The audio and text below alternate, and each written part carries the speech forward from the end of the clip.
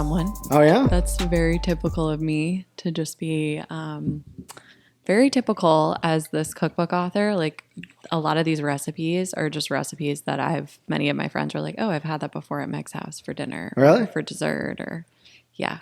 It's totally like how I connect with people. That's very nice. So let's introduce yourself. Yeah. Who are you and what do you do?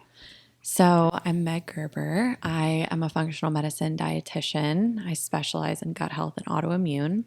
And that specialty is really organically born out of my journey with celiac disease and needing to go beyond the food. I think where my journey started is I did what a lot of people do when they have gut issues, which is like they assume that they need to restrict more. Like there's a lot of like, oh, gluten I feel better off of, but then let me also find more things to take away. And it's interesting to me that we have that narrative around healing where it's like, let's deprive ourselves more in order to get better versus really a lot of what I talk about in the book. And then in my journey with clients, working with one-on-one clients is shifting that perspective to this mindset of abundance of like, what are we welcoming in? How do we support ourselves? How do we start to listen to what signs and signals our body's giving us as a form of feedback that we can then honor, that we can then work with and support versus fight against. And I think that's the energy that, I know I was showing up in that way for my own healing journey of I'm going to fight this by like kind of punishing myself with more restriction. And that just hurts the body more. It's extra stress on the nervous system.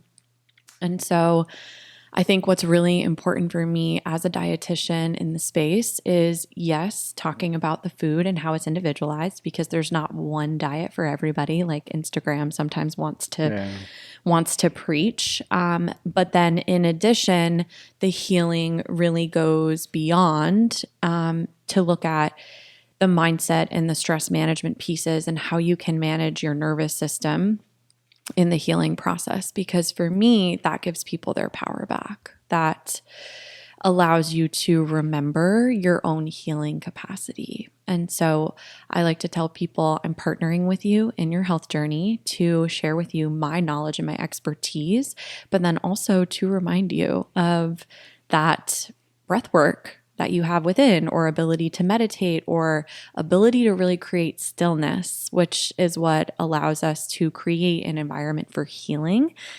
And so because that subset of clients that I work with does tend to be these like people with chronic gut issues or autoimmune, I like to show them that eating, living, breathing to heal is different than eating, living, breathing to optimize or just, be in modern America.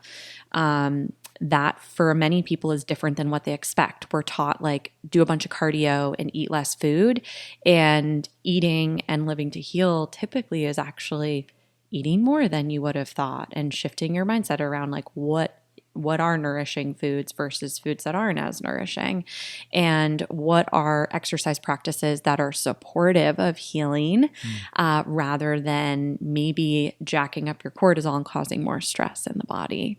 So that's a way longer introduction. No, that's perfect. No, it's deep. I'm getting some good vibes. I love how you said that nutrition is individualized. It's not like a template that you have a cookie cutter approach to everybody. When were you diagnosed? And for folks that don't know, what is celiac disease? Yeah. So I was diagnosed in 2013. I was at the time in my last year of college, and I was doing kind of the things that I think a lot of people do in college, which is like I was in a sorority. I was drinking a lot of alcohol. I was like staying up late, drinking a lot of caffeine, just doing everything that looking back now, I'm like, who was that person? But celiac disease is essentially an autoimmune disease where when you eat gluten, your body is attacking itself in some capacity. Like there's kind of this molecular mimicry that happens where your body can no longer recognize self from non-self, and it starts attacking the intestinal villi. So if you think about the GI tract, it runs from mouth to anus all the way down. So this is why when people have Crohn's disease, for example, another inflammatory autoimmune condition, they can simply have a mouth like sores condition or a condition of the throat, and that's a GI condition.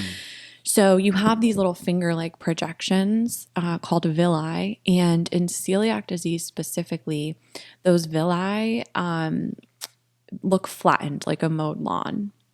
Okay. Like they're totally kind of just flattened and damaged down. And there's a spectrum to it, but the gold standard for celiac diagnosis is an intestinal biopsy via endoscopy. So when someone gets an endoscopy, they get like a scope down the throat. Yep.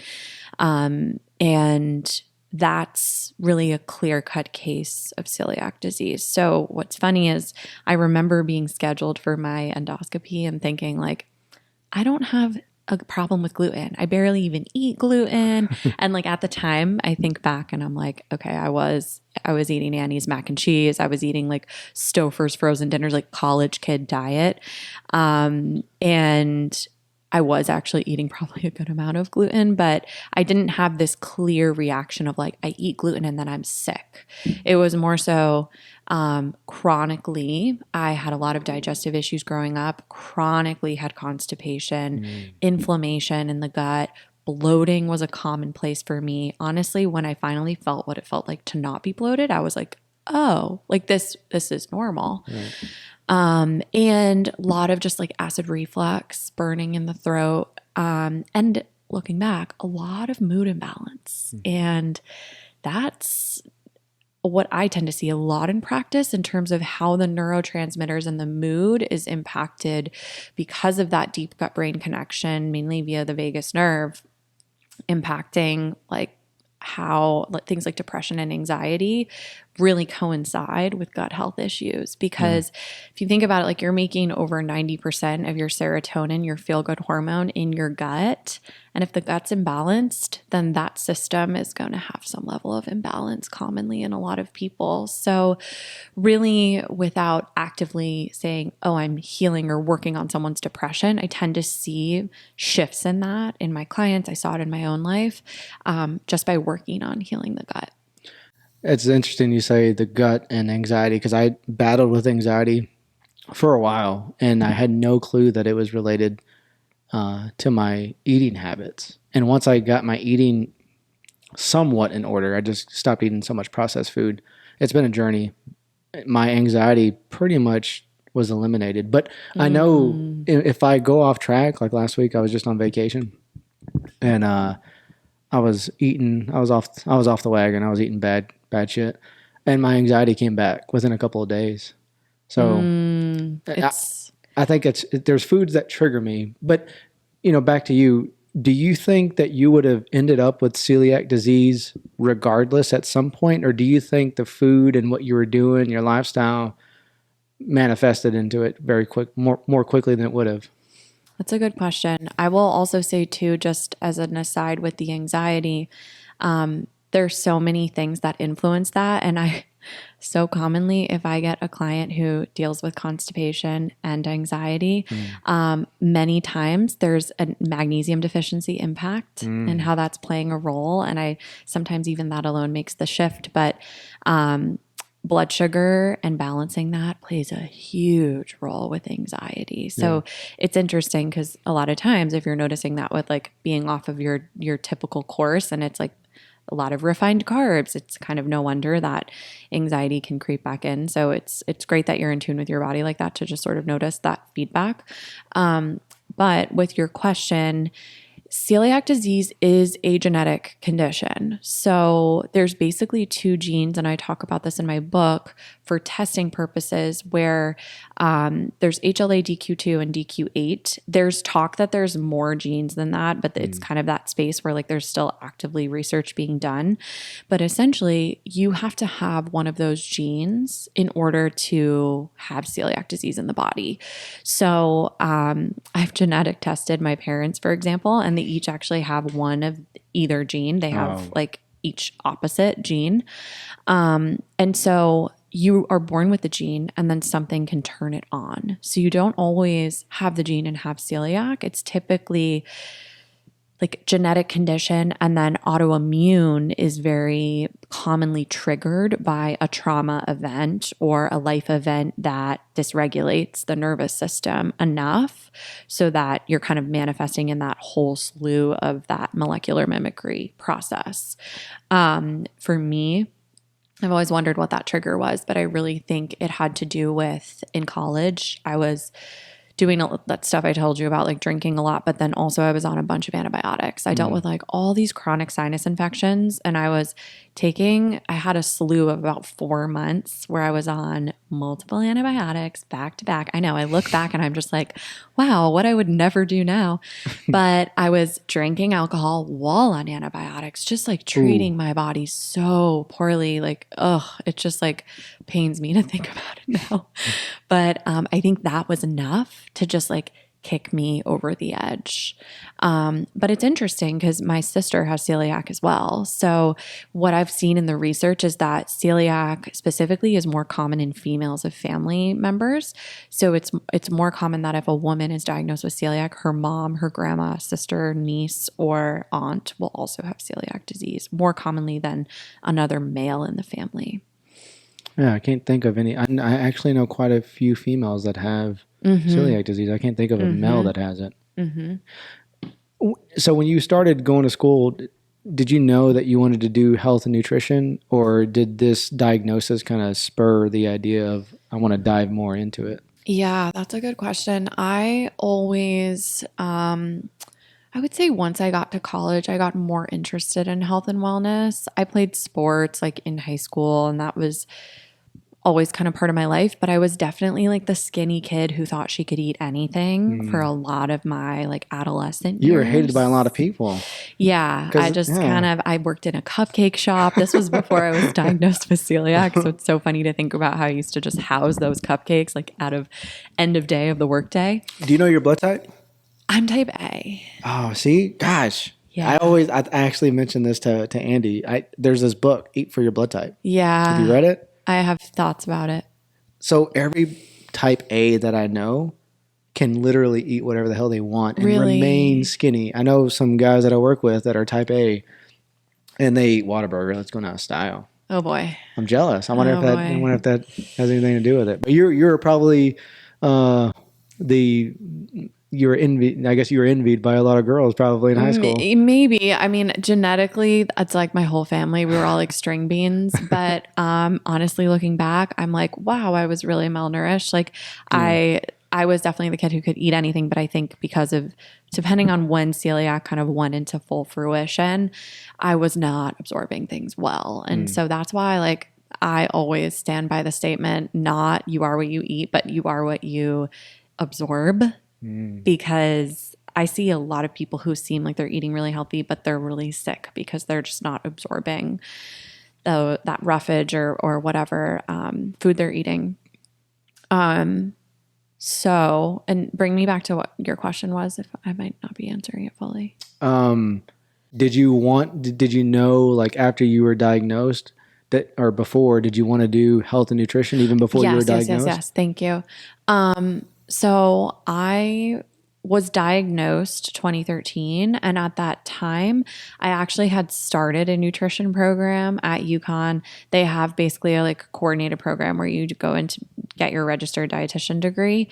And so I was already about a year into that, just out of sort of being like, oh, I kind of am into health. I like to cook, but my version of health then is very different than it is now. I was going to ask you, so very much. Looking back at what you learned, is all that information applicable, or is it almost laughable like, I would never really, I'm sure you were taught the foundations, but in regards to like what you actually apply and help people with, did any of it really help? Yeah, that's such a good point. I think about this all the time. I mean, for me, even though I have my RD and I have almost 10 years of experience in the field, the experience and then the additional certifications I've gotten are really what I use in practice. And then my own research I do on my own versus like what I learned in dietetic school is so basic. And not all dietitians are created equal at all. And at the time, they were introducing the My Plate. Have you heard of the My Plate? It's like the new My Food Pyramid. I shouldn't say new; it's not really new anymore, but it's basically just this like plate example of like how the typical person should eat, and it's just like archaic, kind of like the food pyramid was. I think they came out with it just because it's giving people a visual of like how to build a healthy plate, which is supportive for some, but yeah, when I first graduated, I was working in the hospital setting and I remember trying to talk to people about like probiotics and fermented foods and they just didn't want to hear it. Like people with chronic heart conditions just don't care. Right. They don't care at all. They want to, no one knows about that, right? It's always like, give me the drug that can fix this short term, in the short term, you know? And I should like stand corrected on that. It's not that they don't care, but in that specific hospital setting where it's like, I just want to get out of the hospital as soon as possible. Why is this random girl talking to me about probiotics? I think we've been wrapped up into a society that is financially built around the pharmaceutical industry, and it is a Band-Aid approach and it's a quick fix approach. And I even see that in practice. People want a meal plan. They want to be told like, just tell me what to do to fix this, quote unquote. And it's not about that. That's not what health is about. And you disempower yourself as the individual when you're like so reliant on, if I don't have this person or this med, I'm screwed. I'm really big on educating. I'm not sure if you are familiar with human design, but I'm a projector, and projectors are very like, they like to educate, they like to share their story, they like to counsel. Is that the circle and there's like four quadrants? Okay, I think I'm right with There's like generator, manifesting generator, projector. Okay. Yep. Yeah. That I just learned when I was working with one of my first business coaches, and it was super empowering to just understand a little bit more about myself as a healer and as a teacher and as a dietitian in the space and practitioner. But I think we see this even in real time, not to go deep down this wormhole, but in the mental health space, because this is something that we're all really present to, I think, nowadays in 2022. With psychedelic research, a lot of it doesn't go fully to fruition because it's a one-time drug for a lot of people for managing mental health conditions, and the pharmaceutical industry doesn't like that. It's, like they want something that people need to take continually, like insulin, that they have to depend on for the rest of their life. Yeah. And when you bring or you talk to people about this like holistic approach, you almost sound, because I thought about the same thing. Like if you would have talked to me saying what you're saying, I would say maybe 4 years ago, I was like, this chick's kooky as hell. Like she's a witch doctor. She don't know what she's talking about. And I think that's like the marketing campaigns that are done by pharmaceutical industries. It's done so well because people believe in it 100%. And when there's someone that goes outside the line just a little bit, you're almost like, categorize it because a conspiracy theorist or you're a witch doctor. Do you get that a lot? I don't get it that often. I mean, I know that some people like view what I'm doing that way, and I kind of am just in the space where I'm like, I've seen the power of this work. I don't really care. But I also think sometimes ruffling feathers in the space is a good thing. Like making people a little uncomfortable is cool because it gets them to think about things in a different way than maybe they were taught. And I always like to tell people, come at it from a space of openness. Like I have people come that way to my breath work and meditation too, of just like be open without expectation and kind of look at this from a new lens of like a beginner's mindset, because I feel like I always have stuff to learn. We're always learning, especially in the field of science. It's always changing. I think we even look at like the keto a craze a few years ago, and like so much has shifted away from that now. And so I think we always need to maintain a level of openness. But I think some people become afraid because it's like it's different and it's not what they're used to. But I always tell people for me, it's not about fear mongering, but it's about empowering you with education so that you can make your own decision, come back to your own home self and make that decision in your own energy away from everyone else, where you can decide like, is this what I need to do or not? Because it's a consumerist society, right? Like we're getting fed so much information, and there's so much information on podcasts now that I think I like to remind people like, just because that's their truth doesn't need to mean it needs to be yours. Like come back and make your own decision for yourself. And that's, I think, the power of the right healer in this kind of space is the person who's reminding you that like you should trust yourself in some capacity, and you should listen to yourself and listen to the cues your body's giving you, because we've gotten away from that in some capacity. So you worked at the hospital for how many years? So I worked there from when I first graduated until like 2016 or so. So like 3 or 4 years. Okay. You're not originally from Texas, right? No. So I grew up in Connecticut. So I'm a New Englander. All right. Yeah. Yeah. It's funny because in Austin, I feel like I end up finding so many of the New Englanders down here. It's just they're coming down very funny. There's a lot of them.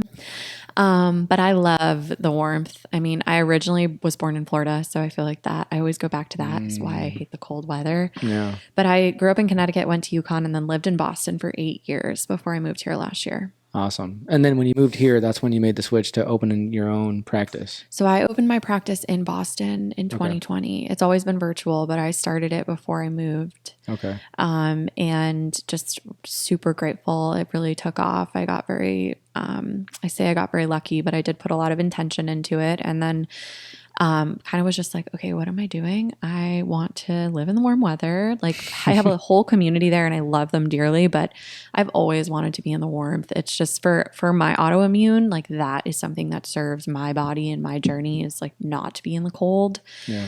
And then my brother and my sister-in-law and my cute little niece live here. So it kind of made it easy. No, that's perfect. It's a beautiful spot to be in. When you made the switch, when you left the hospital, it had to be a scary moment for you because you had the dedicated paycheck coming and, it was just set. What was kind of the pushing urge for you to do that? It was just you weren't being fulfilled, or some gaps that you wanted to fill? What was the push? I really felt in my heart, it was almost like this dichotomy of I'm doing all of these things for myself and I'm pursuing all of these alternative therapies like acupuncture, like coaching, like body work that are really making a difference in my healing journey, more so than my gastroenterologist doctor was. But then I'm teaching people things that don't align with that. Like I felt like I couldn't really go down even just like the wormhole of probiotics and gut health in the hospital setting.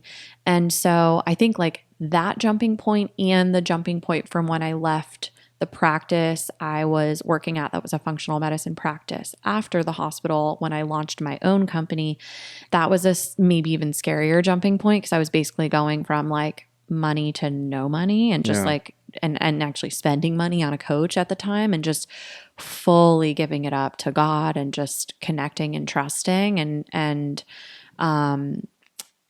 looking back, I'm just so grateful that that person at that time, like something in my gut was just like, you're supposed to be doing more and you have a voice that wants to speak to this side of healing. And I think it's been beautiful that over time, my journey's kind of just taking me down different paths. Like I wasn't always a dietitian who coached people on how to breathe for digestion. Like that's just something that like I learned in my journey. I do breath work every day. And I was like, okay, I'm done just talking about the food. Like no one's in charge of me and they don't have to say, oh, all dietitians have to do XYZ. I just kind of pivoted this practice and now gently force every client into acknowledging that aspect of stress and stress management, because I just find that I found that I was only getting people so far in just looking at the food.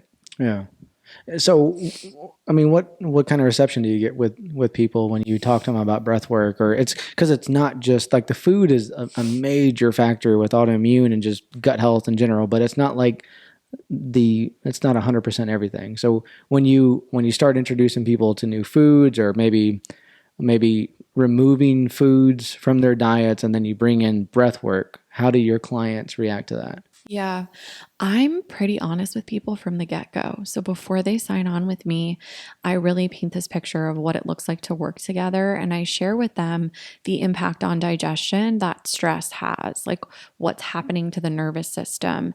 And really that impact of like someone who's chronically living stressed is chronically spiking cortisol. And what that does is that your body, even now, just primally recognizes that as I'm running from a tiger. It doesn't know the difference between you fought with a partner, you're stressed about work, you have negative self-talk, you're undersleeping, you're eating a bunch of sugary foods. Like it just sees like this body's stressed and it's unsafe. And what happens is like you're chronically spiking that cortisol and then spiking blood sugar because your body's like, I gotta run from that tiger. Let me get that sugar high so it's got energy, and it floods the blood and the attention away from digestion. So you should think about that fight or flight state as really the opposite of rest and digest. Right. So the fight or flight or the sympathetic over time can create insulin resistance in the body because those cells are like, we're so used to your sugar being high, we're not going to listen anymore. We don't need to put that into the cells and save that energy for later. So it really can have these catastrophic effects over time. And so I like to explain that science to people and really from the get-go open up their mindset to like, wow, I have a lot more stress than I realized. It's not just that I'm stressed about work. It's that, I'm in a relationship that doesn't serve me, or I'm not creating boundaries with work. That's actually something I work on with a lot of my clients because they need to make boundaries so that we can create space to welcome in the healing practices that we're working on. If they maybe need to do a little more meal prep, or they need to have space for a morning routine so they can have a bowel movement, which sounds silly, but like I talk to people about what mindful defecation means, meaning like space for pooping, attention to that, like taking your time. Rushing in itself is like part of our society, and that's a stressor. Like it's incredibly stressful. And I say that not as someone who's on a high horse, but as someone who was that. Like that was me. And I finally, through a breathwork coach I was working with, a meditation coach I had, a functional medicine doctor, that was kind of years of my journey. I finally realized like, whoa, I can help myself by regulating this system and really being the alchemizer for myself on a daily basis if I choose to. Absolutely. And I just look at really the breath is the best free vehicle we have to really hack your nervous system if you want to use it. And it's there. We all can access it, but a lot of us just choose not to, or we don't know how. And so I really tell people, one of the things I start people with is just breathing at meal times. It's my rule of threes, and I talk about it in the cookbook. It's essentially 3 deep breaths 3 times per meal, just to get you to slow down. So really what it looks like is you're sitting down at the table, and also I tell people, sit the F down. Oh, I thought you were supposed to stand up.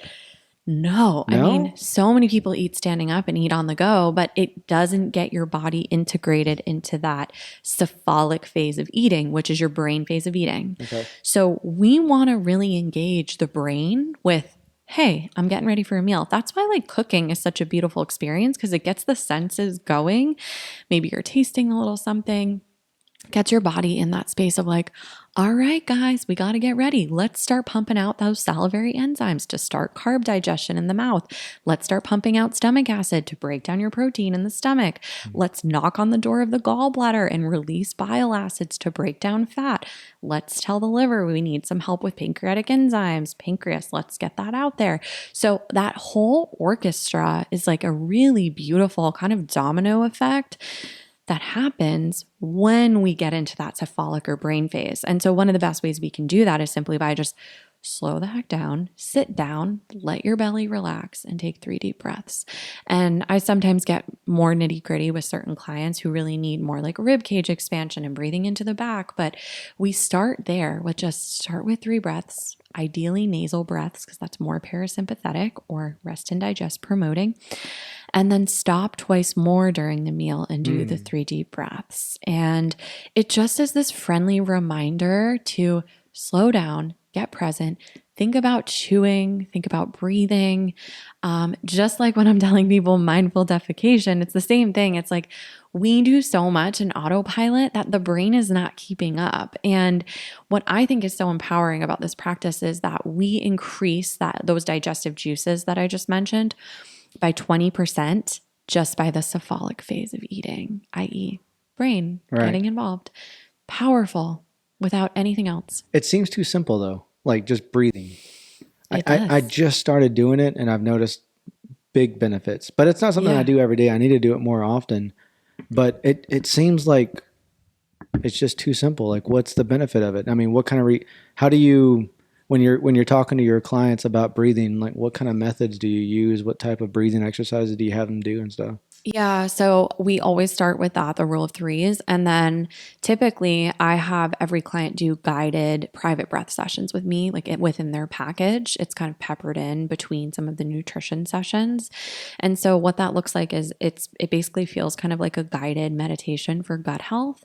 And they come into the session. I want them to be in comfortable, loose fitting clothing so they can really, a lot of my clients, I work with a lot of women, and a lot of them are just like holding so much tension because of what we've been taught in society that we like need to be skinny and hold our gut in and be, suck it in, look perfect, suck it in. It's like a thing that we hear in workout classes too, which is just awful. And so I like to remind people, come in, let the low belly just totally relax. And then I have kind of this bag of tricks of like different styles, whether it's, I have this one style called 360 diaphragmatic breath, or I call it beach ball breath, where I have people basically put their hands on their back where the ribs, kind of like the bottom of the ribs are, and have them think about expanding in all directions. So 360 degrees into the front of the body, the side of the body, the back of the body, feeling that space between the rib cage, stretching those intercostal muscles to really fill the rib cage all the way up there and then decompress it back down like a beach ball.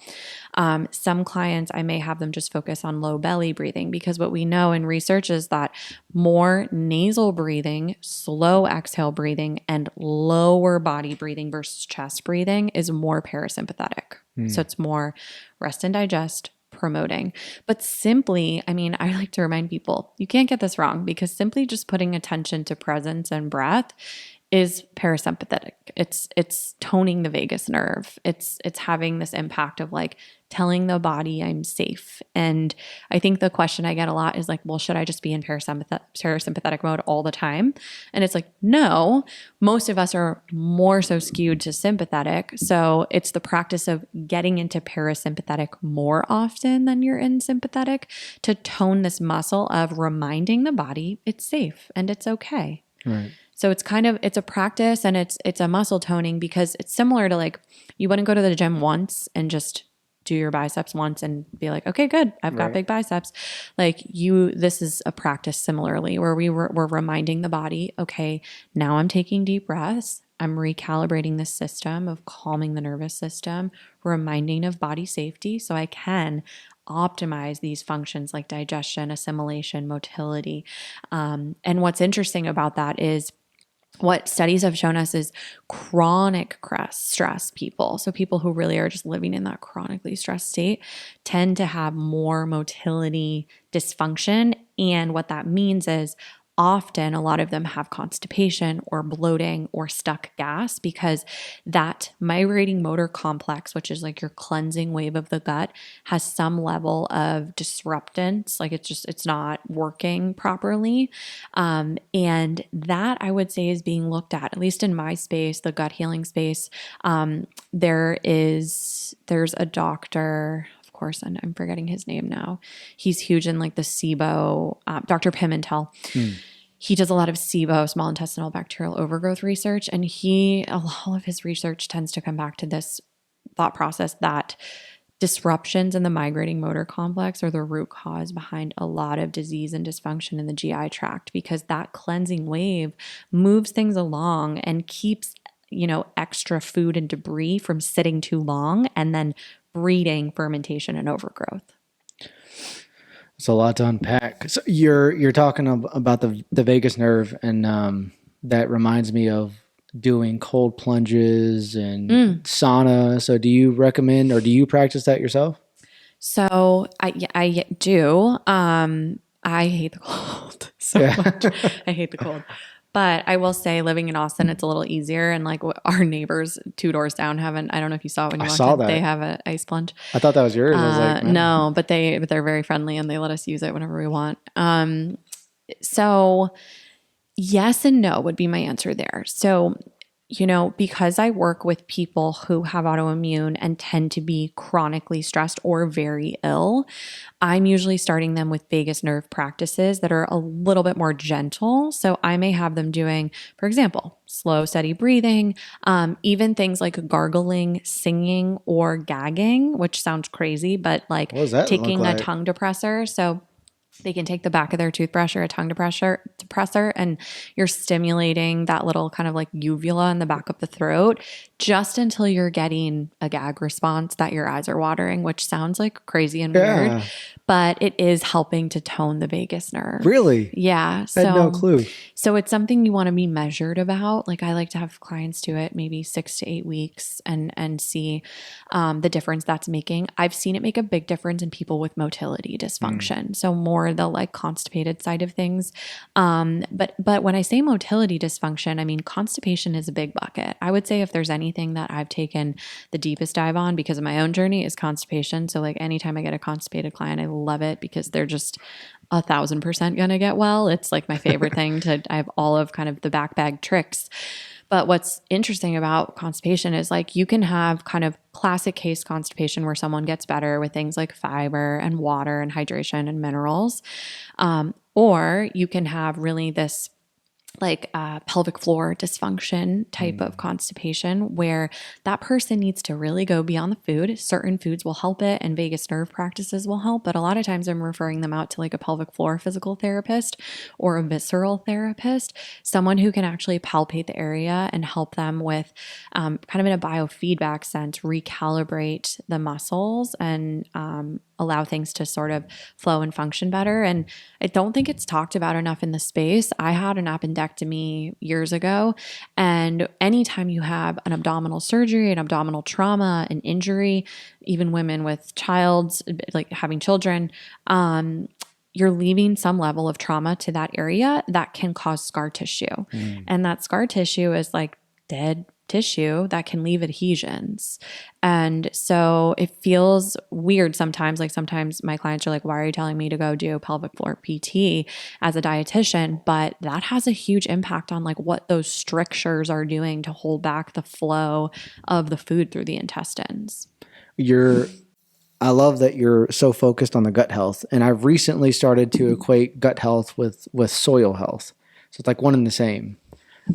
And even if someone's going and trying to be healthy and be cognizant of the food that they're buying, it's almost impossible to escape the crazy herbicides and pesticides that are sprayed on stuff. So what kind of advice do you give your clients when picking out fruits and vegetables and even meats?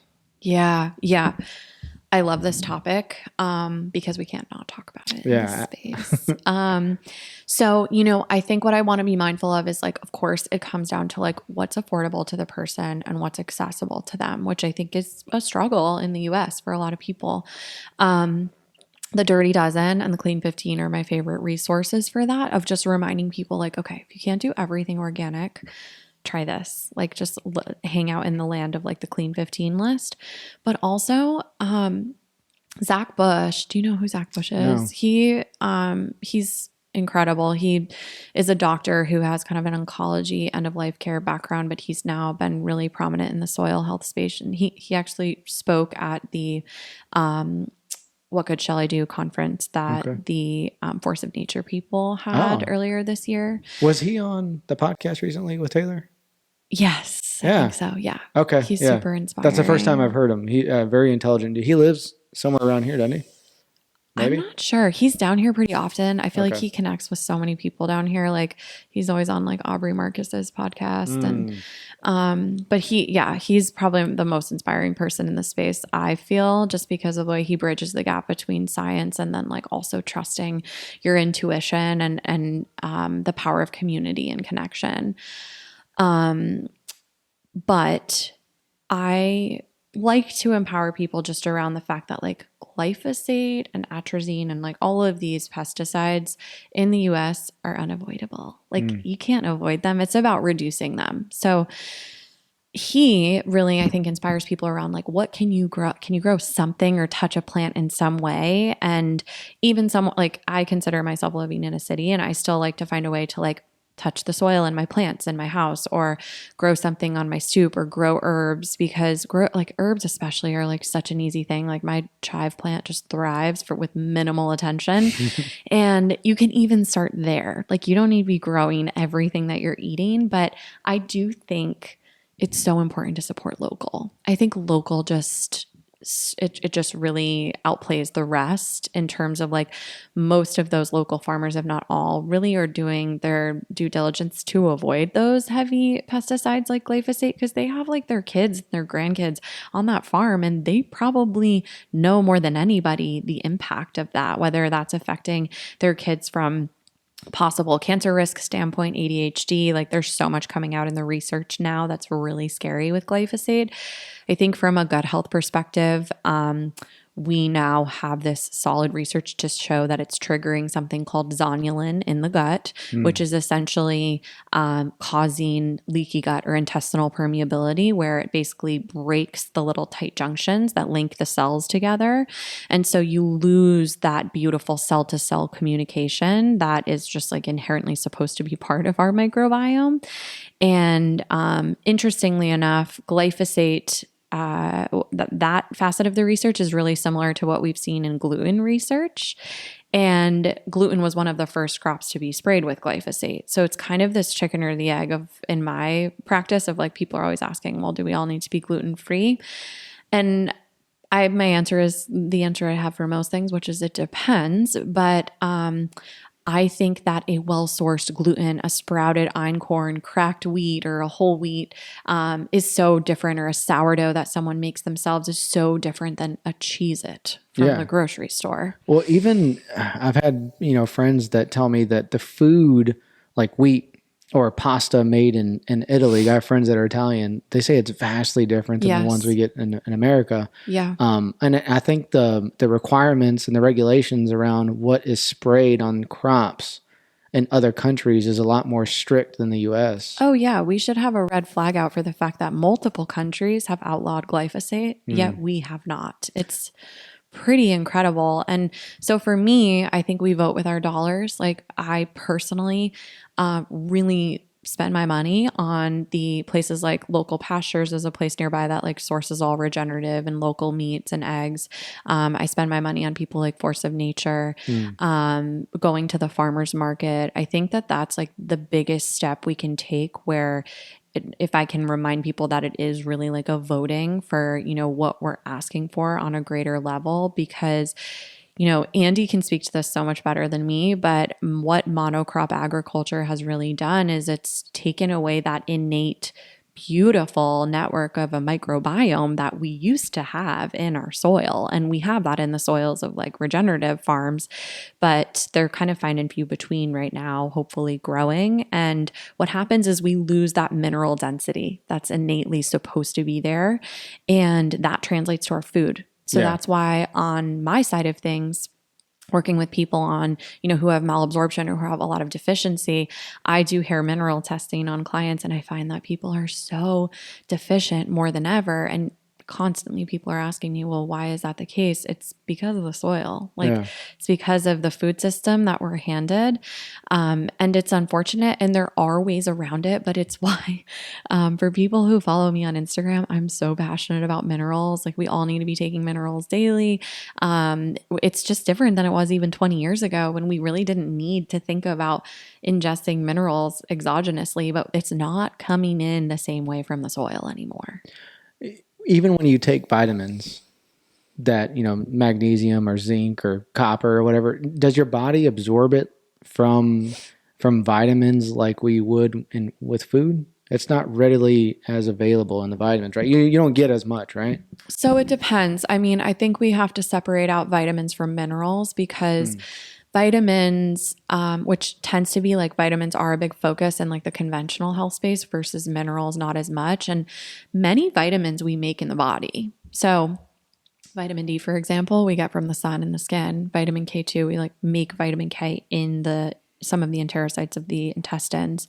Whereas minerals, we don't make them. And they basically run our bodies. So, for example, we used to think that magnesium ran about like 300 bodily processes, and it's 3,000. Yeah, we learned during COVID how Oh crucial my God. magnesium was, right? Yeah, I mean, we all were just completely like steamrolling through our magnesium stores in the body because like the turnover of magnesium is really, really high. I see that in testing my clients too. Like people are just turning it over like crazy. And it's why I tend to actually bundle things for people with magnesium. I'm like, let's do a little oral and let's do a little topical combo because then they can hit themselves with it a couple of times during the day because it's just so easily turned over. Yeah. So what kind of stuff do you recommend? So hold on. You talked about the Clean 15. Is that what you said? Mm-hmm. What is that? So it's the list of produce that's generally, and it changes year to year, that's generally the cleanest produce in terms of like lowest in pesticides that you can buy at the grocery store. So if you were like, I can only afford 10 things organic, 10 things organic, then I would say everything else on that list, you could get Clean 15 because it's just less contaminated. Whereas like commonly on the Dirty Dozen list, we have like berries is always on there. Blueberries, strawberries, they just tend to be really dirty and pesticide. Even if they're organic, right? They're still... There's a question there depending on like, I think that's why local farms just can be so much better because you don't get as much of that cross contamination. They're now saying like there's this cross contamination risk depending on where the farm is located. I can't speak to that as well, just not as a farmer, but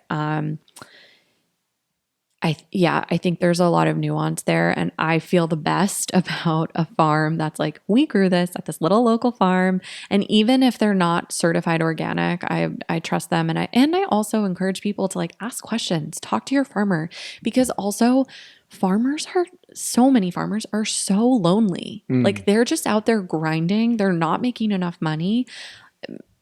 Be a community-driven human and just like ask them and talk to them and like get curious, because I can't tell you how many at the farmers markets I've gone to, it feels like you're just making their day by being interested and in really what they're creating. They're kind of like baby is like their food and their produce that they're creating. Absolutely.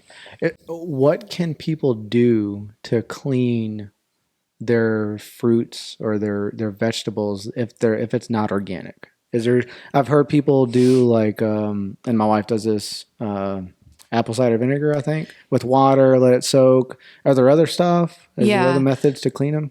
That's what I do. I usually will like fill the sink and just, do some filtered water and some apple cider vinegar soak. The unfortunate thing is that the seed is typically soaked in glyphosate. Yeah. So you're not going to get rid of the glyphosate just by the surface level, unfortunately. Right. That's so scary. So what about the animals? Yeah. If the animals are consuming, feed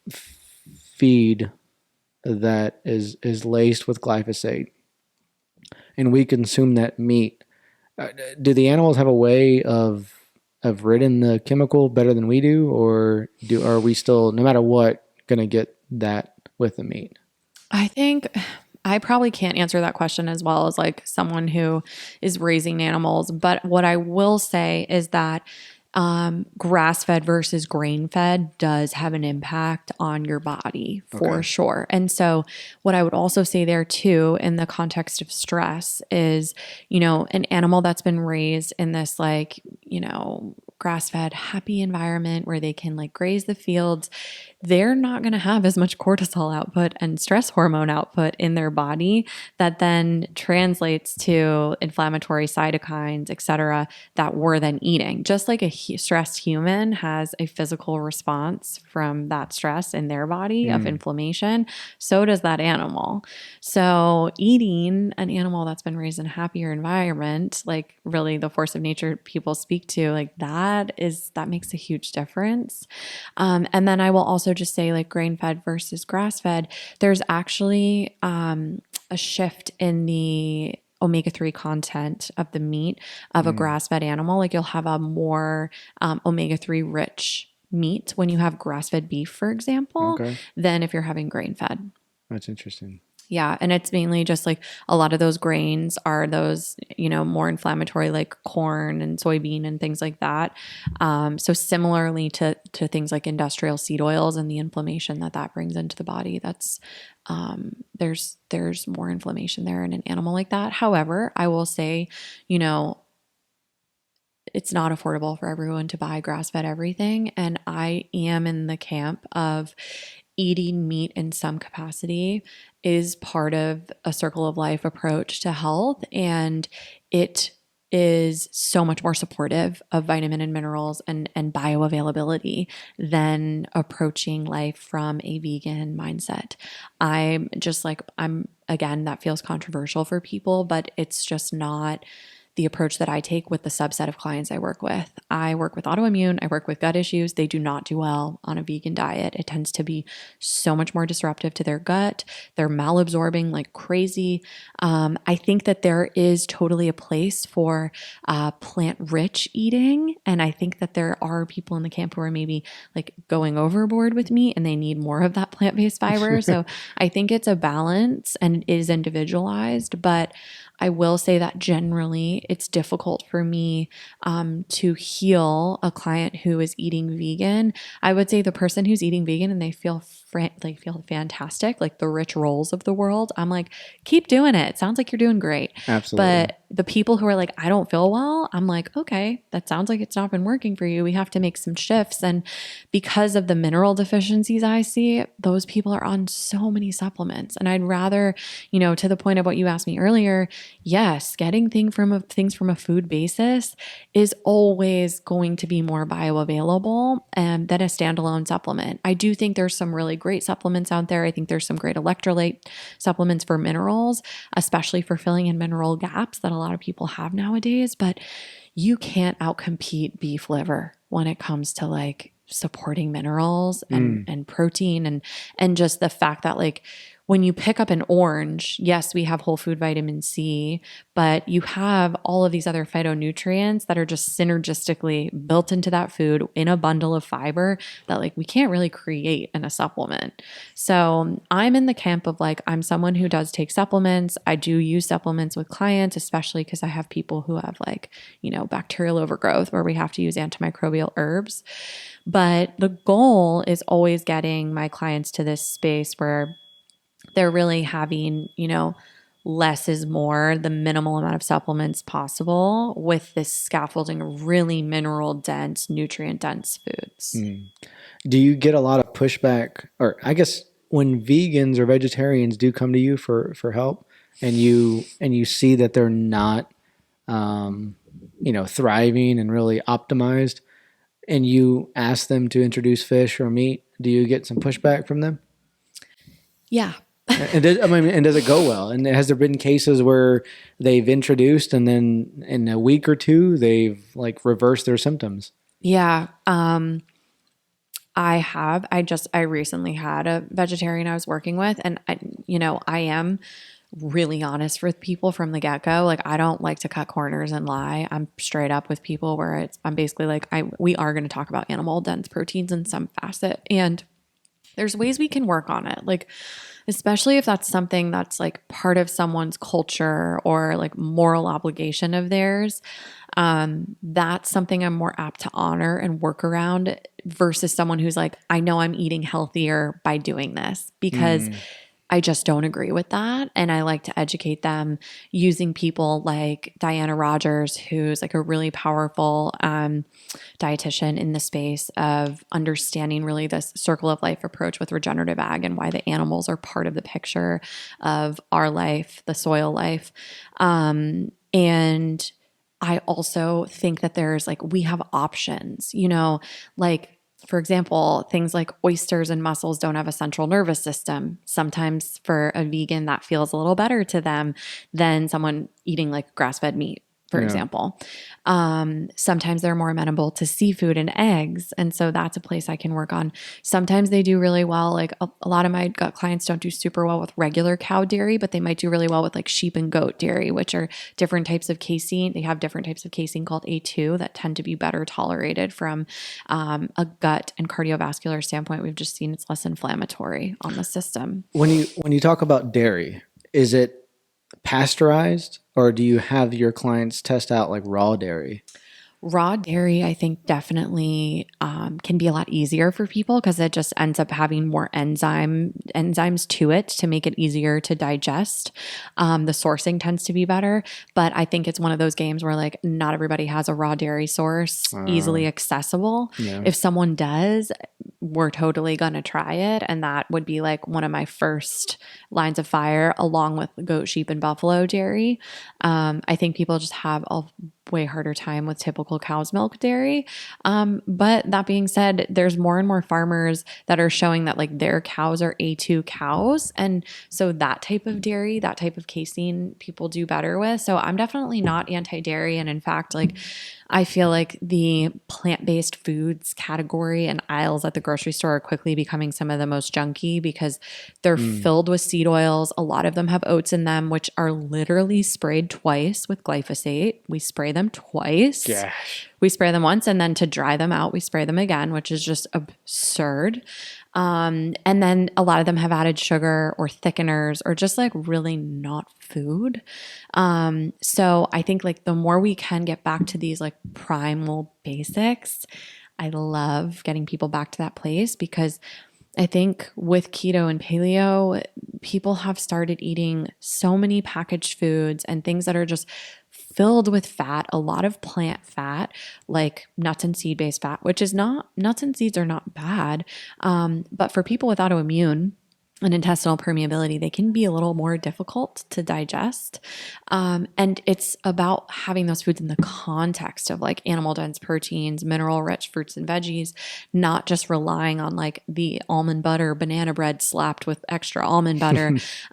It's really, it can really slow the metabolism down. Like it takes us more time to digest fat, like it just weighs more gram per gram.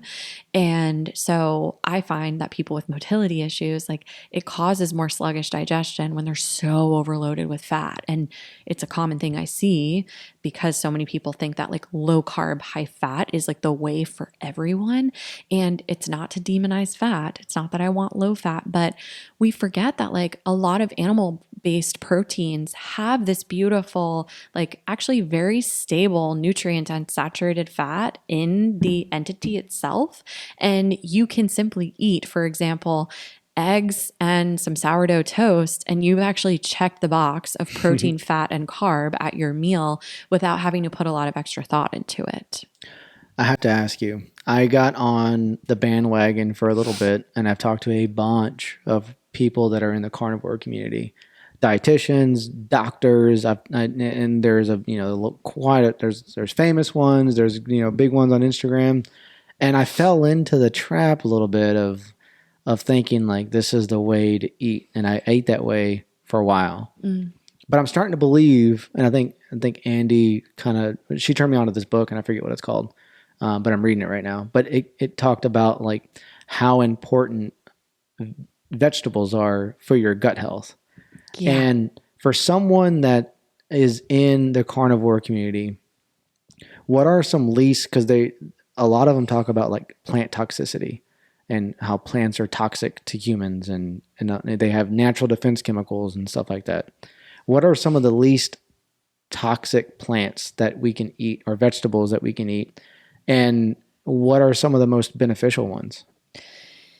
Yeah, I have a lot to say about this. I mean, if there's anything we are rock solid about in research, it's that plant and plant chemicals and the phytonutrients we get from them are so healing, so disease fighting, disease preventative. And honestly, if I think back to my hospital days when we used to do enteral and parenteral nutrition for people who were critically ill, where they're basically being fed through a tube or fed through a vein, I remember with the vein fed parenteral nutrition that you should only do that for as little amount of time as you can, because you're not using the gut. And we always want to use the gut and stimulate the gut and support that microbiome, because a dead gut is a dead human, essentially, for lack of better words. And so what's difficult for me with carnivore, with even some of the keto diets, is that they're so deprived of plant fiber that we're not feeding the gut really the food it needs to survive. It's like you can take probiotics all day long, but in order for them to really stick and flourish and build this beautiful symphony of really the byproduct of pro and prebiotics, which is postbiotics or short chain fatty acids, those are some of the most healing entities that we're seeing in terms of disease prevention, colon cancer prevention. Butyrate is one of the biggest ones that like more and more research is being done on, that you've probably heard of. And we don't do that if we're not eating some level of fiber. And so it's why we saw with a lot of the keto studies that it had a detriment to gut health. And kind of like deprived the gut microbiome, where we saw like low commensal bacteria, meaning low good gut bacteria, as a result of it, because we weren't feeding that pathway. So I think like whenever, just what I'm really intentional about as a dietitian is like all of these fad diets where it's like so far on one spectrum and so far on the other, there really isn't any need for that like level of strictness. It is about, yes, individualizing and finding the secret sauce for someone, but it's meeting in the middle. Like there's a place for all of it. There's a place for animal protein and it's so healing, but there's also a place and a need for plant fiber. We're doing a detriment to our gut without it, and to our antioxidants overall. So I would say, when the conversation comes up of like plants are toxic, which I don't agree with that. There is, there's the Dr. Gundrys of the world who talk about lectins and phytates and oxalates. There are ways to hack your food to make it a little bit easier to digest and more bioavailable when it comes to plant fibers. So things like fermenting. So having sauerkraut if you feel like you do poorly with like regular raw cabbage, soaking and sprouting. So for example, I love for my clients, especially constipated ones, to do soaked chia seed, like in a chia seed pudding, because it's broken down some of that lectin and phytate component that's inherent in plant foods. So grains, beans, nuts, seeds tend to have more of those compounds. And so there is a way where, like, for example, Eden Foods, Jovial Foods, they have pre-soaked and sprouted beans that they can, or they have in glass jars that look like typical canned beans, but they've been made to be a little more digestible. You can pressure cook your beans to make them more digestible. And so it's finding this balance, because there's some people in the autoimmune space who I know don't do as well with like a lot of beans, but maybe it's a threshold. And that's always what I want to bring people back to, because so many people are caught up in like food sensitivities and cutting foods out. And usually it's not like one standalone food. Typically that's the problem. There's usually something deeper going on in the gut, like overgrowth, like digestive insufficiency, inflammation, that once we work on that, you're able to expand what you're eating. And many times just paying attention to the feedback of like, okay, when I have a whole cup of milk, I don't feel well. But when I use cheese as like a condiment to the meal and kind of peppered it in and it's like sprinkled on, I feel fun and I feel good. And so I think it's important to sort of find that threshold balance. And that's usually what I coach clients on, where like there's no gold standard test for food sensitivities, for example. The gold standard is a fluid elimination diet guided by a practitioner or a dietitian. So I always tell people, like, even with low FODMAP, which has so much literature behind it for IBS now, that should be short term. No one should be low FODMAP for their whole life. Like, it cuts out a huge list of plant fibers that are really healing and really nourishing, and bitter foods that are so good for digestion and gallbladder health. So I like to look at like, okay, maybe we short term see how you feel without something, and then we mindfully add it back in with this intention of seeing like, what is that person's threshold?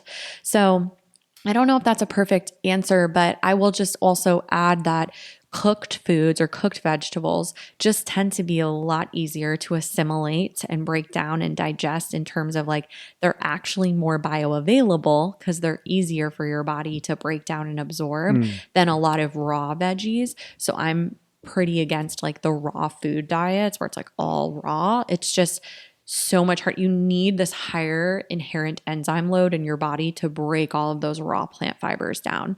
So it's a balance. And sometimes for certain people, it's seasonal. Like, you know, from an Ayurvedic standpoint, I have a little training in that space. And as we get into the fall and the winter months, it's like, let's warm our foods up. Let's eat things that are warm. Let's spice our food. Let's use bitters more often. Let's really think about chewing, because it tends to be a time where people just have a little bit of a harder time digesting stuff. Whereas in the summer, more often than not, people can do a little bit better with raw, just based on like, you know, it has to do with what's local and seasonal. Right. So what are some of the key things that you try to get your clients to include? Some of the easier vegetables that people can just go and buy? And I'm asking selfishly for myself too. Yeah. I would say, you know, an easy win, and I talk about this in the cookbook, is beyond just eating enough fiber and eating the right kinds of fiber, which mainly for most people means more vegetables, bitter foods. It's like what are bitter foods? Yeah, one of my favorite categories. So radicchio, endive, dark leafy greens, especially dandelion greens, arugula, radish, turnip, broccoli family veggies, including broccoli sprouts, cranberries considered a bitter, fresh dill is considered a bitter, fennel seeds are considered a bitter. Citrus peels. So I love to focus on that because many people struggle with sugar cravings, and bitter foods help to kind of counterbalance and almost light up the taste buds in a different way than we're used to, like sweet and salty. And we actually have the most bitter receptors lining our entire GI tract, more so than any other receptor. So circling back to motility, we support motility and flow of that like digestive cleansing wave with bitter foods the most. And also, as I was probably reading through that list, I'd be curious to hear from you if those are foods that you eat commonly, because commonly most people are like, oh, I don't eat a lot of those foods. Like, no. I don't really like bitter foods. It's not that palatable for most people, but it's a great way for you to really diversify fiber intake for a healthy microbiome, because the gut likes diversity.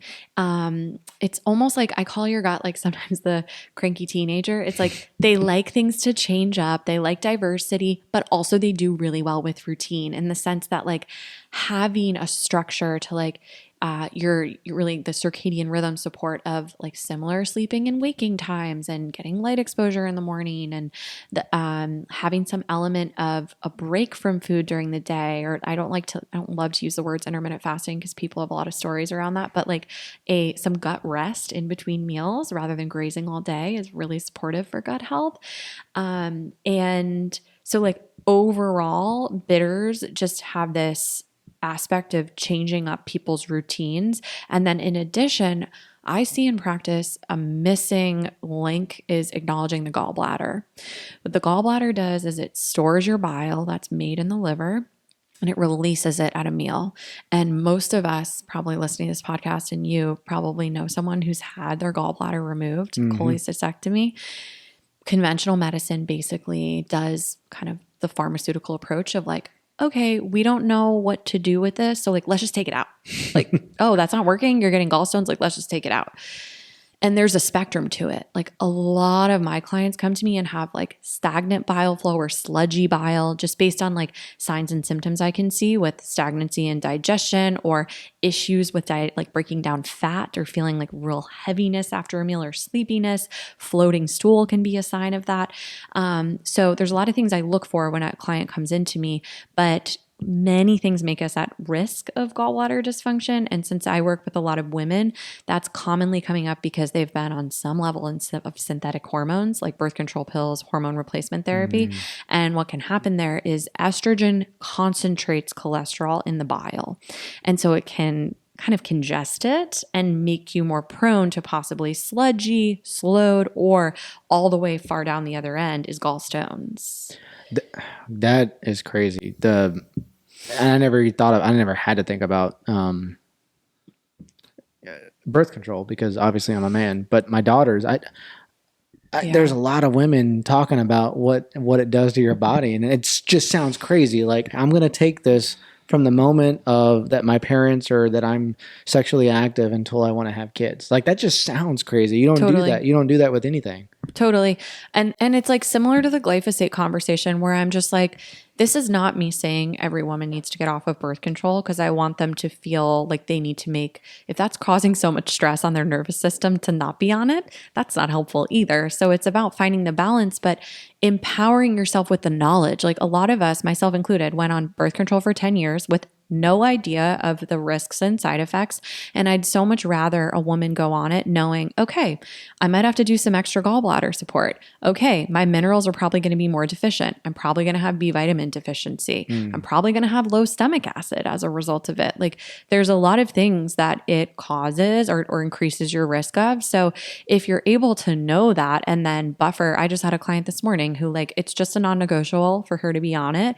But we really talk about like, okay, you're going to have a bitter food at every meal. Like, how do we set you up for success? And similarly with glyphosate, it's like we can look at, okay, what are the risks? We don't need to live in fear, but like, how can I support more local farms? There's some products and supplements I'll use with clients that help support more of that glyphosate detox as well for people who have a lot of it in their system. But it's finding the balance because there is this whole component of healing that is your mind, and the mind is very powerful and it will add a huge layer of stress if we let it. So I'm not perfect at this, but it's just finding this balance of like awareness, using the knowledge, and then also honoring that you're a human.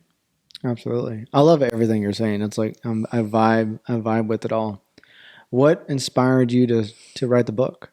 Yeah, so it's a cookbook, but I call it a cookbook kind of with intention because it has some of my story in the beginning, and it really is a soup to nuts approach on how to support someone with celiac or autoimmune. It's kind of the book I wish I had when I first got diagnosed to like hand to my friend, family member at the moment where it happened of how you can make that person feel less alone. Because my story in that early phase of my disease or diagnosis was like, I'm alone, no one gets it, I'll figure it out for myself. And just like super sassy, but also like incredibly sad and alone. And I think ultimately, for me, bigger picture, all of this comes back to like, how can we build community and make someone feel less alone in whatever healing journey they're on? And so that for me, it started out with like, I just have all these recipes and like, I want to put them somewhere and I'm constantly sharing them with clients. Like, how can I, put them all into one place? But organically through that process that really started the beginning of this year, I was like, I want to share a little bit more and go a little deeper on the layers of maybe someone can relate to this on how their autoimmune or just their journey with IBS felt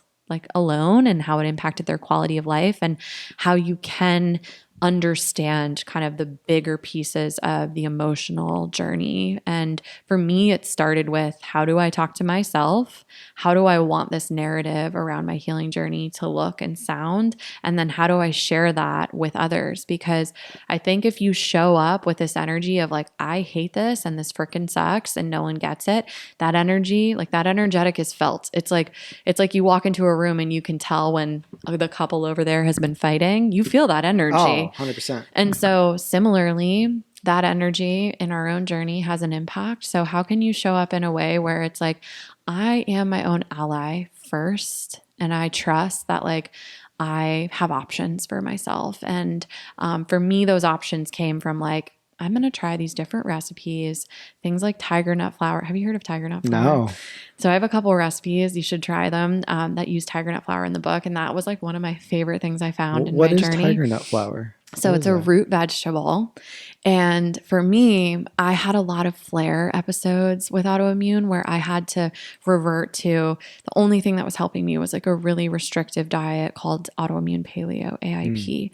And so it doesn't have nuts and seeds, it doesn't have eggs, it's like very restrictive. And it's something that I'll still use as a tool when I get gluten, for example, when I get gluten contaminated, because it just kind of rests my system, but then I can still eat things. And tiger nut is AIP compliant. So it's nut and seed free, but it kind of has a nutty flavor.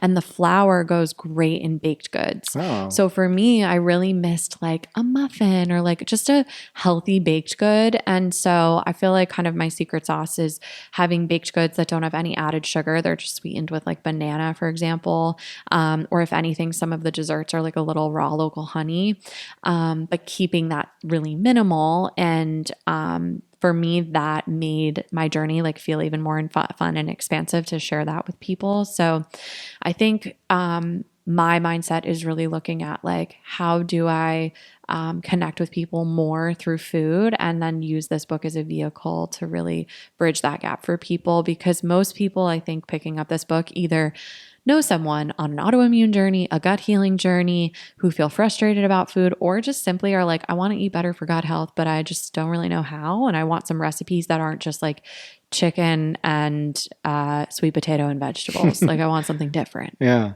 I like how you set up the book. There's basically like a get to know you introduction section. And then it almost looks like you, this is my first time looking at the book, but it almost looks like you give some advice on your breathing and like how to stock your pantry. It looks pretty cool. Yeah. How long did it take you to write?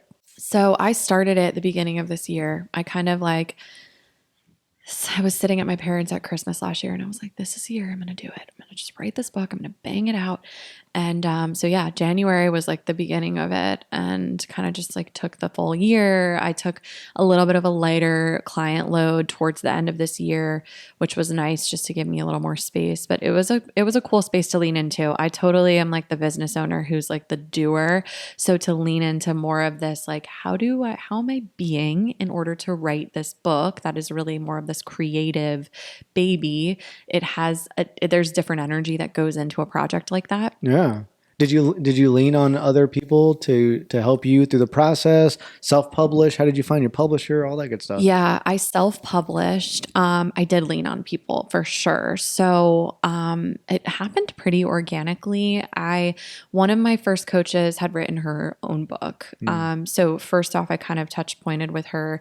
She wrote more of a like memoir. It wasn't really like a cookbook. So there were still a lot of gaps to fill in. And from there, I kind of created my list of like, okay, what else do I need? Did some research on like self-publishing, had some books that helped guide me, and kind of piecemealed my team, which ended up being this incredible group of all women support systems. I have a friend who I actually met down here in Austin who works with a publishing agency, and she kind of was sort of a self-publishing consultant for me, and just like such an angel in the whole process, and so calm with me in the process, which like was incredible because it is stressful, and it's like you're learning as you go. I mean, if I had known, I don't want it to stop anyone from writing a book because it is a beautiful experience, but it requires a lot of patience and a lot of things go wrong, and it's a lot of time. Like I originally thought I was going to do this in like 3 months, and that was just so unrealistic. But I think also creating really time and space, like open space to sit and write, was really important to me because I wanted the writing portions to really be me. I used a content editor who's a close friend and actually a past client, so she really knew my voice and sort of my quirkiness, but I wanted that book to sound like me, which I think the beautiful thing is like the friends and family who have read it so far are like, oh my God, it really, like it's you. I can tell you wrote this whole thing. But I had a local Austin photographer that I got connected with. She had a whole team and brought in this incredible food stylist for me, which you would think like, oh, a food stylist isn't necessary. I am team food stylist now. Like you have to have that for a shoot like this. Like these photos came out incredibly. No, they look really like good. There's no way I would have been able to tap into that without her help. And then my designer did all of the like book compilation of like the color schemes and the fonts and really spent a lot of time and energy in kind of bringing my vision to life. So there were a lot more pieces than even just the typical like narrative book, just because of the photos and the design work. And there's custom design in there to show some of the digestive processes I talk through. And then I found through my food stylist an incredible cookbook editor, like copy editor, to do a lot of the grammar work. And that was like such an incredible find, just because I think someone specializing in that for cookbooks is very unique. And that is not my forte at all. So I think in any project, the realization for me, I mean, I wish looking back I had a project manager. I now have a new appreciation for project managers who help you keep deadlines, because you end up wearing a lot of hats, and it's definitely recognizing like your zones of genius and then allowing other people to support you. Because just because I think I can take some food photos or arrange some food on a plate, like I needed that support by the professionals for sure. No, absolutely. It looks really good. What is your favorite recipe in the book? If there's one, like when someone picks up and grabs it, what's the one you're like, this is the one you need to start out with? I know. I mean, okay, it's so hard because I've basically separated them between appetizers, breakfast, lunch, dinner, entree kind of thing, and then desserts. You even had some drinks in there, and my mineral mocktail. Okay. Yeah, because I'm so jazzed about minerals, I couldn't not put that in there. I just love the tiger nut, the salted banana chocolate chip muffins, because they're unique, because they're tiger nut. They don't have any added sugar, and they're just like the salty chocolate. Like they're very me. That's such a me recipe. But I have a lot of bowls in there too. And I like the antioxidant Mexican bowls. They're just like a different take on taco night for a lot of us that like, I grew up with the classic, like have the hard shell taco with the ground beef, sour cream slopped in there. Like, and which is so yummy. And it's kind of like my take on that in a little bit of a different way, where I'm using like homemade plantain chips, for example, which is like so easy to make and so yummy and actually mineral dense. They're dense in potassium, so I love to get people eating plantains. So I would say like those are some standouts, but I love also the 7-layer Mediterranean dip, which is like a kind of like a Greek dip that I actually relied on a lot in my journey when I would like go to a friend's house for a get together. And if I was like, I don't know if I'm going to be able to eat anything in here, I want to bring something that like almost can be feeling like a meal because it's so filling. It's basically a dip with like a homemade tzatziki and olives and tomato and hummus and just a lot of those like Greek flavors and fresh herbs that you can have with a crudité or gluten-free crackers or like a toasted gluten-free bread, and just gives kind of a wide variety of like plant compounds and color, but also feels a little more filling. That sounds spectacular. How can people get it? Amazon. Amazon? Yeah. Okay. You got a website too? Yeah. Or social media? We're selling it through my website. So I'm at groundednourish.com. Such a good name too. Yes. How did you get that .com? Well, I wanted Grounded Nourishment because that's my whole business name. But okay. Grounded Nourish was like, someone else took Grounded Nourish as Grounded Nourishment as their, I know, they took my domain. But I'm at Grounded Nourish as well on Instagram. And Grounded Nourishment is like, I still am stand by that name. I mean, it feels so true and authentic to the way that I'm practicing, because I really feel like the nourishment for me is mind, body, soul. It goes beyond the food, and really using the breath as a vehicle to ground yourself, to come back to your home intuition and you're listening to your body. That's like the facet of this work. I love everything that you are saying. It's Thank amazing. You.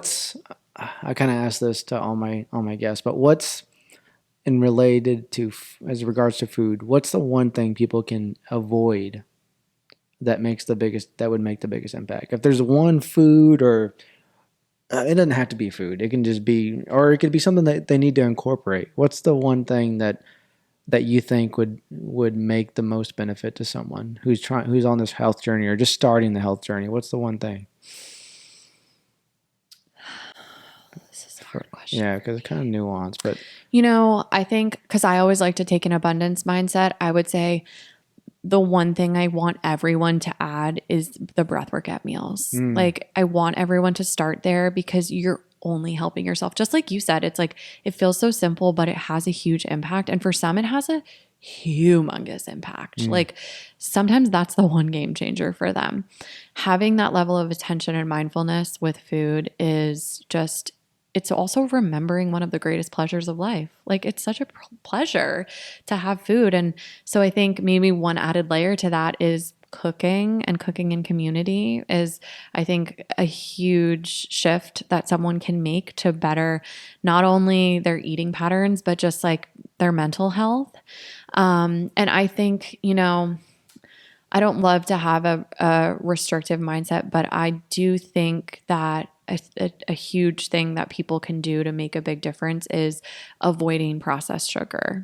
I think, the sugar that the food industry is adding for you to the food is meant to be addictive. It's meant to leave you wanting more. And so you really shift and change your taste buds when you can move away from like getting the Frosty at McDonald's and like the processed food that has 10 to 15 plus grams of added sugar, and just getting back to basics and reading the labels to be like, okay, cool. That was just sweetened with a little bit of dates, or I chose to add a little bit of honey or a little bit of coconut sugar to my recipe that I made myself versus the food industry doing it for you, because they're always adding gobs more than you're ever going to add on your own. And I think that, again, when I say fruits and vegetables has so much research, refined processed sugar has so much research, and we can't look away from that. Yep. Meg, this is very special. Thank you. Thank I appreciate you for hosting me. It's wonderful. You got a nice setup too. Love the vibe. Thank you. How can people follow you on social media and all that stuff? Yeah, I'm mainly on Instagram. They can follow me at Grounded Nourish. They can engage with me there. I run that whole account myself, which is why many times I'm taking space from it. But also www.groundednourish.com. They can find the book How to Glow Gluten-Free on Amazon. And I think that's it. I'm not a TikToker. You should be. Really? You should be. I don't know if you should be, but people keep saying that to me. That may be something I move towards eventually. It feels so not aligned with me right now. But I see the value, so I may get there eventually. Yeah. Well, this was awesome. I appreciate it. Thank you. I appreciate We'll do it you. again. This has been wonderful. Thanks so much. Thank you. Bye.